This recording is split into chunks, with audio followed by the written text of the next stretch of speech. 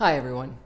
This final lesson about aviation during World War I will look at the largest air operation in the war, known as Bloody April. In April of 1917, the British and the French armies were conducting a large operation in the French city of Arras. The British Air Force was conducting both reconnaissance and bombing missions. Even though the British dedicated many airplanes to this mission, their airplanes were considered inferior to the German airplanes.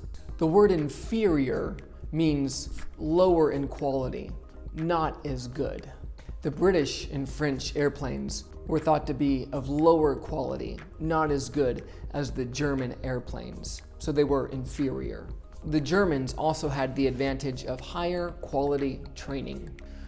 German pilots had undergone a great deal more of pilot training, and they were much more experienced than the French and British pilots.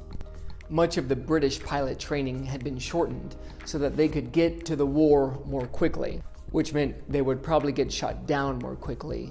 During the Battle of Arras, the British had approximately 365 airplanes. The British lost about 245 of these aircraft, and the Germans lost about 70 airplanes.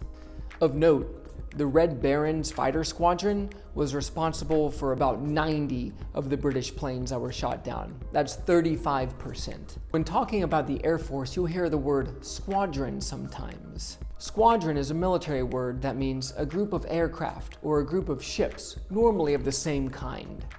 For instance, the Red Baron squadron was made up of a group of about 14 airplanes. During the month called Bloody April, there were many casualties on the ground and in the sky. But the French and the British had far more losses than the German side.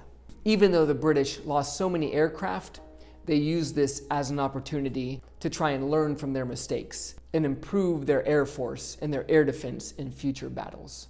Thanks. I'll see you in the next lesson.